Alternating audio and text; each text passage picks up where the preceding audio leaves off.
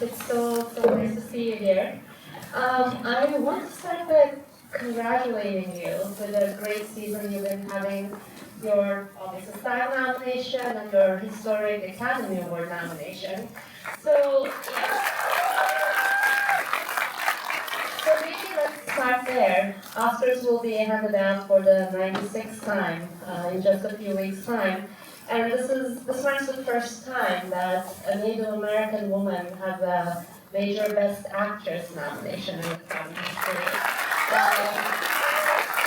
I was wondering what it means for you for navigating this and carrying this really way overdue, flag. How have you been navigating it, and what's the next step for you from there now that the door is open?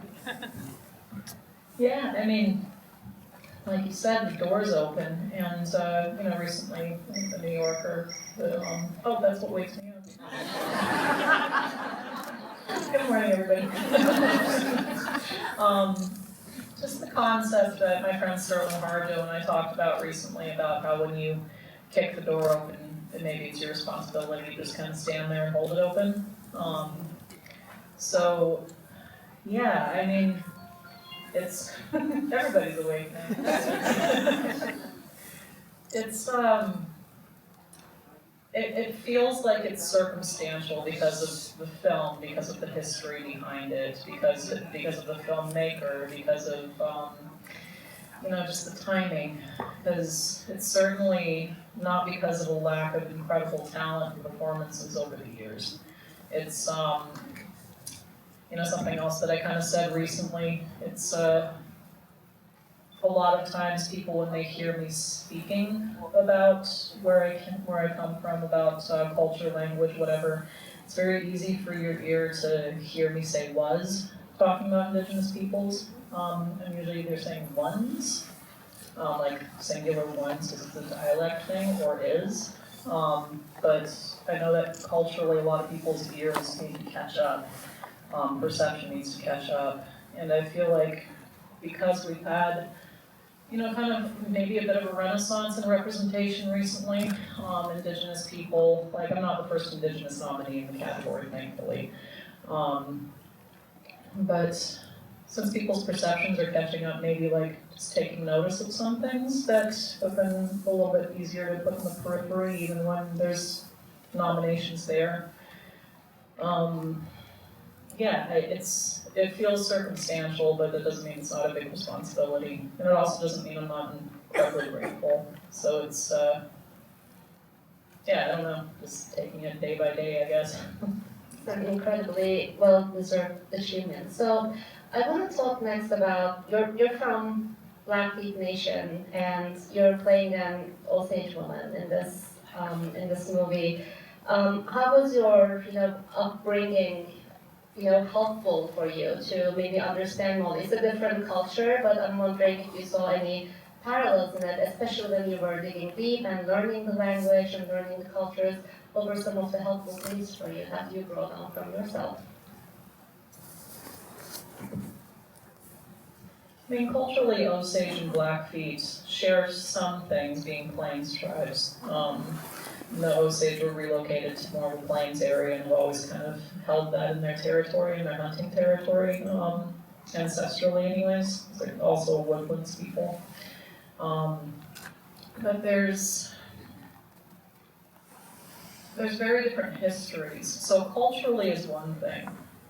The historical relationships with the United States government, with settler colonialism, there are resources. There are a lot of resources in Montana that Blackfeet have. A lot of ours have to do with surface grazing rights, and that's been a big I mean, that's been a big thing for us with trying to replace buffalo on our plains again with cattle, but a lot of people's livelihood is surface grazing, mineral development. We've long protected kind of a sacred space from gas development.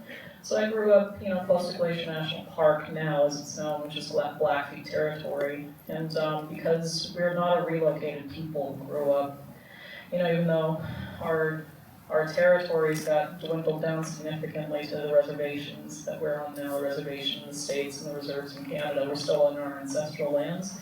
Osage were relocated. And that carries with it just means of survival, ways, different worldviews that emerge, different cultural tenets that emerge, and that really influenced the way that Molly would metabolize and process a lot of her grief. Osage, whether it comes from further back than relocation or if it was a worldview that was adopted to just survive being relocated from your homelands, the idea of the river doesn't go backwards, it only goes forwards. You don't dwell on things. It was kind of imparted a lot in a lot of the cultural conversations I was having with Osage folks, that people at that time, Molly was the first generation born in Oklahoma after relocation had happened. And she was raised by a family that had gone through the trauma of that and also had embraced the setting aside or the burying of a certain way of life because things had changed. And there were some elements in the script that are definitely within Osage oral tradition of practices at the time that aren't necessarily practiced now that also really helped. When Rita and Molly and this third woman that is played by a community member, Margaret Sisk, where after Lizzie Q, our mother, passes away, we're wailing. Osage wailing was a common practice to mark grief, and then after that, after you have your time to get it out of your body, to grieve loudly for their spirit to hear you calling them or saying, sending them on their way, then you just pick up and move on. There's not a lot of time to sit in grief. You have to just continue forward. So culturally, that's what a lot of Osages were dealing with this transition of time. And the idea of how whaling isn't practiced anymore, but it is still very much known about and talked about as a tradition. And what kind of takes its place?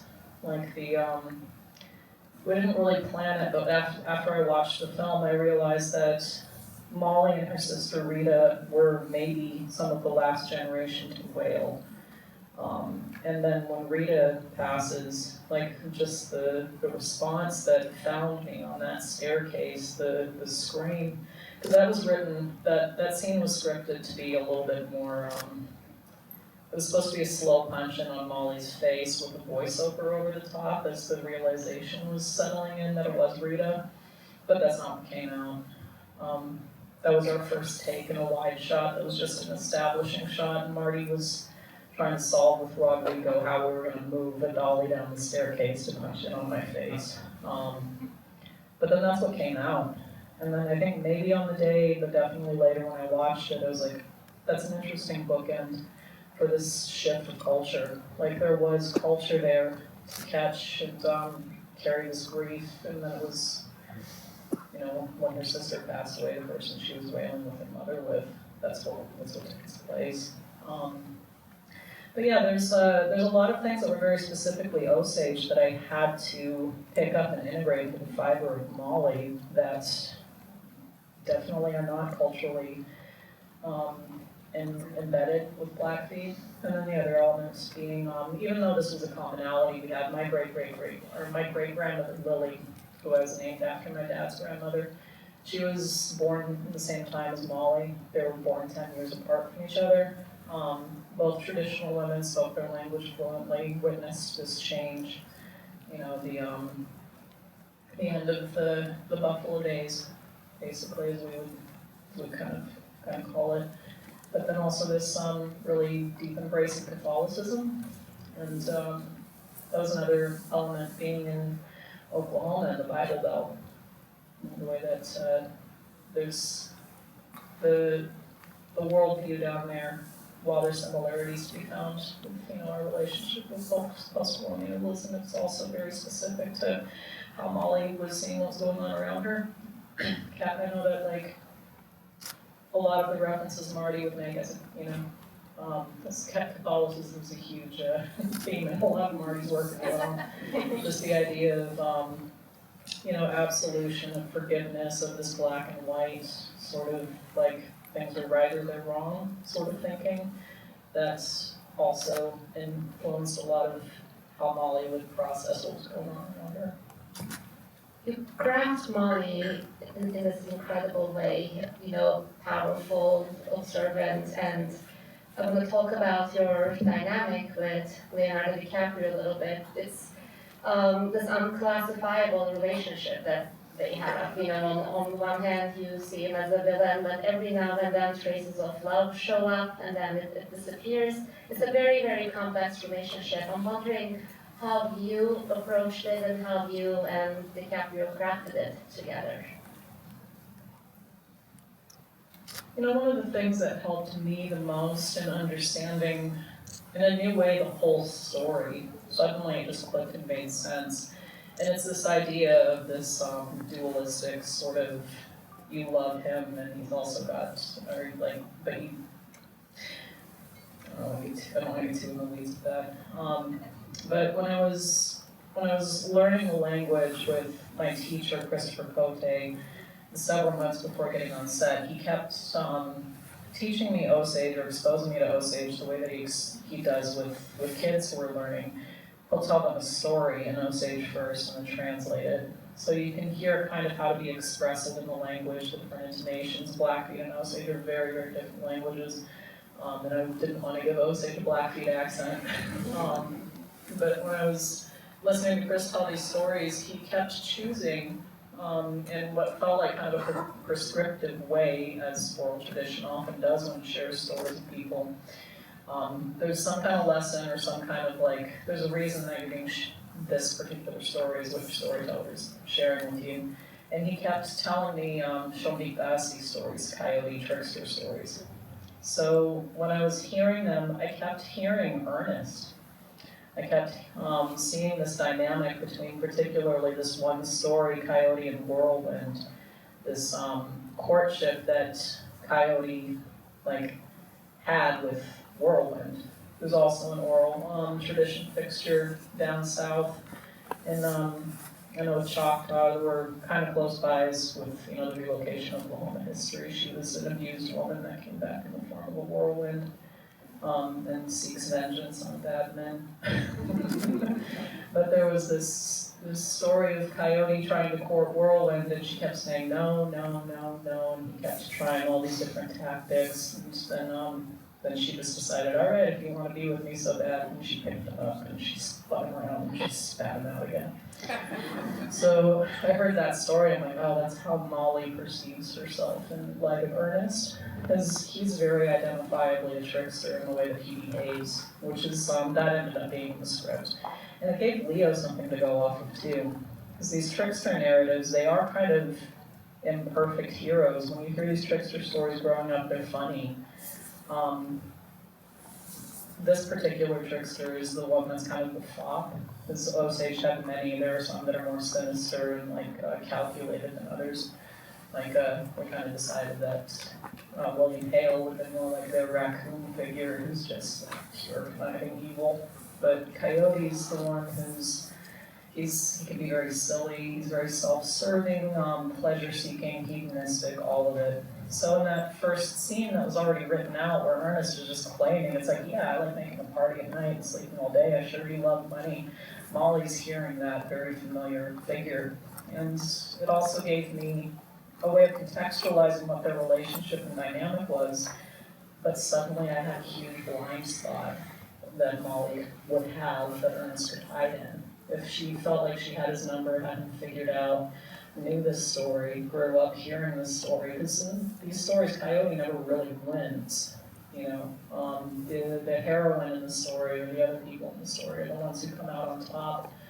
But as you age with trickster stories, you hear them as a kid and they're really funny and you remember them. They're highly entertaining. One of my first little plays I did at school was a trickster story. The kids loved it.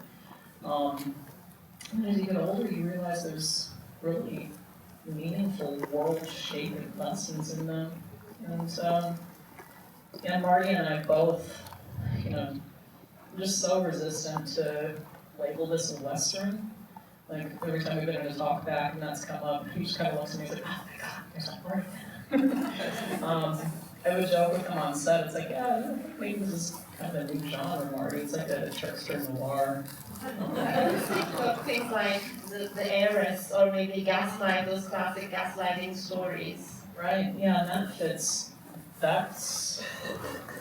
Those kind of films sit in this age of cinema that are difficult to make or find access points to today. We want cleaner narratives, we want more commercial narratives, but these complex characters, and that was one of our biggest references, was William Wyler's The Heiress, and the relationship that Olivia de Havilland had to Montgomery Clift's character. And that was a major source of inspiration for me. I mean, first and foremost, creating Molly was the way that Osage Nation was telling me she would have been. There are people, nobody remembers Molly who lives today. There's one story that survives of her blowing tobacco smoke in her son's ear to demonstrate the traditionalism in this caring mother. But people don't remember her. So she was a construction largely of what people had to say about their grandmothers from that generation, spending time with her granddaughter because those things are inherited. But the other emulation that I've felt tasked with was this leading lady in the golden age of cinema that Native women have been excluded from. That, my grandma grew up watching that era of cinema and, buying all the costume jewelry, doing her hair a certain way, seeing herself in that sort of light, like Elizabeth Taylor. But, we were never that in that age of cinema. So it's kind of a restoration of a Native woman in a leading lady role. And it was a really fun opportunity to, indigenize it. Because where Olivia de Havilland was raised in this very oppressive patriarchal family, or her father in the first 5 minutes of the film is just telling her that she's ugly, that she's unwettable, she's too plain. She has a very diminished sense of self, no control over herself or over her destiny, really. Which Molly, to a degree, had with the guardianship program, not being able to manage her own finances. But where Olivia de Havilland's character had a certain sense of self that Montgomery Clift's character was then able to manipulate and sweep off of her feet, make her feel beautiful for once. I felt like that wouldn't have been an access point for Molly, because Osage women, with Osage people, to have a girl is hugely celebrated. The way a lot of world cultures just are elated when a boy is born. Osage just feels so gifted when a girl is born. So a family of 4 sisters is that's a blessed family. They're very precious. There's something. Molly's Osage name is God Looks at Her. It was her sense of herself that was embedded in her by her community, by a natural local society where women own everything. They're the ones who decide how money is spent, who own the home, own all the goods in it. And that's the same with Blackfeet women, so that was a nice little translation. Right. So Osage, while they're a patriarchal society in the sense of family inheritance, they're natural local, meaning that the men with their name, with their kind of their clanship, whatever, they go and live with the women own everything materially. So that was another big blind spot that Ernest had hide in, as Molly had a very strong sense of self and didn't, she kind of chose him because it was a benefit for her to have a simple white husband that would just sign her checks. As Native women, by and large, but especially with Osage in this film, the guardianship program, you couldn't make your own choices with your money. You had to have a white guardian appointed to you. And it was a benefit to a lot of Osage people that guardian be their spouse. So among the many devastating scenes is one towards the end between Molly and Ernest when there's finally a confrontation, but a quiet one. I'm wondering two things. First, to get to that really emotionally heightened moment, I'm wondering if you shot chronologically and experienced the natural progression of the character in your performance. And then second thing is, how did you reach that moment? What can you tell us about filming that scene that's extremely powerful and one of the best Scorsese scenes of all time? I agree. When I saw that one written, I was so grateful that there was room to play it in a way that every actor kind of salivates over a rewatchable scene. That one I really would look at Philip Seymour Hoffman's performance in doubt. That you can make an opinion about what's going on inside that person and watch it one way and see the performance, and then completely do the 180 and then also see the performance. And there's few scenes that can accomplish that. And because I have my own view of where Molly was at that point, and like what her objective was since basically she got better, since she went to the hospital and got better. But physically, one thing I was working with in that, we did shoot at that point. It was one of the last things we shot. The very last scene that we shot was me and Leo like re-meeting after Molly's come out of the hospital, and it's on the planes and they like kind of meet each other. That was our last scene. And there were several that we had to shoot out of order. So it's a testament to how fantastic the script was that we were handed, because it was easy to pick up the arc wherever we were at. Early on, it was a little more difficult when we had to move a scene from the third act where Ernest is telling Molly that Henry Roman's dead. And then that conversation they have in the kitchen where she's asking, was he murdered, did he kill himself? That was day 3 of production. So that one had been moved up in the timeline. Like Leo and I had only just shot the first date scene, the dinner scene where she's figuring him out.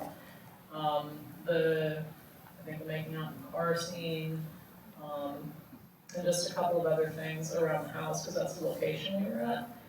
So that one we were trying to save for later on because we hadn't fully cracked how we were going to get inside of this impossible love story at that point. So that scene, go figure, ended up being like take 1 or 2 that was used. But we spent all day on that scene because we didn't know how we were getting to that point yet with all the other stuff.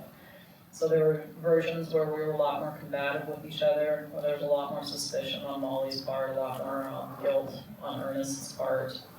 Like, ultimately though, the way it was fixed in the script and it was written so well that just the writing is what carried it. And we did end up finding a relationship later. Thelma kept giving us the feedback as she was seeing footage after she was watching dailies that what was working was the authentic love story between the two. So we ended up leaning into that. But yeah, that last scene was fairly in sequence, but it honestly wasn't that much different from the first time Leo and I rehearsed it together in our first 2 weeks there, because it's so well written. And because at that point, Molly, what else is there left to lose? There's absolutely nothing left to lose. And we shot that a few different ways. But I was pretty certain what the shape would be, and Marty was really key in keeping it very close, and eventually what you see in the film is very close to the page. Because I was also still not fully convinced that some of our improvs early on, where there was a little more suspicion on Molly's part, a little bit more all of this. So there were a couple of times where like, I just get up and leave right away, and that wasn't quite the right tone. Was sitting with it. It was really where that was. Yeah, it's, if anybody feels like watching the film again, if you've made up your mind about how Molly's feeling about Ernest in the end, I would be curious if you rewatch it and kind of flip that perception to see if the performance is still there. I have been following a lot of the conversations that you have been doing and Marty and Leo have been doing since camp. And one thing that I picked up that this was a genuinely local production. A lot of the local Osage people and advisors and the descendants were involved. Maybe as a last two-part question, I'm wondering how that sort of enabled your performance, sort of giving you maybe the comfort and confidence level that you needed to embody Mali. And also I'm wondering if you can tell us a couple of things about working with Julie O'Keefe, who was with Jacqueline West, the costume designer, also after nominated. She was the head Osage wardrobe consultant and took care of every single detail on every costuming. I would imagine that was probably empowering and also a confidence booster in the way that you became Mali. Yeah, absolutely.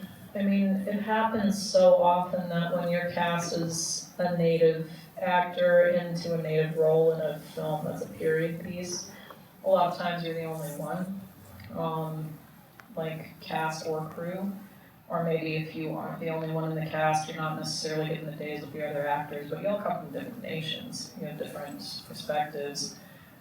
So it was essential and so important that there were always Osage people present. I mean, having Julie there to advocate for what was authentically Osage dress, there's the element of it where, you can hear that and look at it kind of like as a collector, it's like, oh, is this rug authentic? What's the era? So there's that kind of, not superficial, but surface level authenticity. Beyond that, there are stories embedded in how Osage women dress, and, costumers, creatives get creative, and it gets fishy when you start getting creative with a culture that's not your own, or making statements with the wardrobe about a culture that's not your own, and that's where we start getting some really messy appropriation or representation, or even the most well-meaning folks can stumble into stuff without meaning to, just based upon I don't know. So that became it was really very essential that it was Julie, and that also at any given day there were Osage women on set to help place my blanket on me, to advocate for when I would insist that, yeah, Molly's not in her guardian's office and she's the one of her sisters that held to tradition. Like, I know they're gorgeous shoes, but it would be a moccasin scene. Just little things like that. And Jackie just, she creates a wardrobe. She's got such a beautiful, refined artistic taste, but she also does it all because she knows it services the character. And the more embedded you get in the character as the actor, the wardrobe has so much to do with that as well. So Jackie gave all of us pieces to play with. Molly kind of had the least room to play with a lot of the modern fashion, but when she was wearing modern fashion, she would wear it in a very Osage way, where you got to see also a little bit of that diversity expressed in her sisters, like her sisters who embraced modernity more than she did in some ways. In a lot of ways, like you see that particularly with Anna. It's like Anna's in very flapper clothes at the time.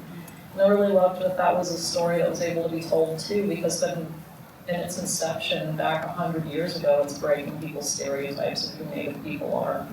Already people have such a narrow view of who we are. If we're out in society and we're not in beads and buckskins, do people really recognize us as being Native?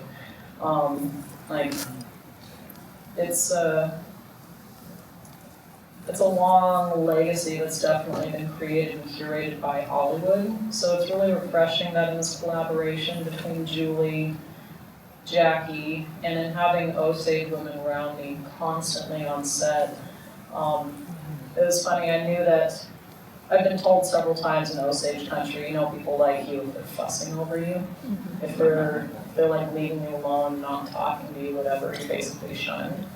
So it's like, don't take it personally if you got all these Osage women running up to you and tugging at your blanket and fixing things on you and telling you you're not wearing it right. It's not because you're an outsider necessarily, it's because you're being brought on the inside. You go to a launch pad and it's like you get all the moms and aunties just constantly fixing how like their daughters are wearing their blankets and their beads are falling a certain way. And so that was a really refreshing thing I think for a lot of our non-native crew to see also, is that like, you know, Indians, if we like you, we'll tease you.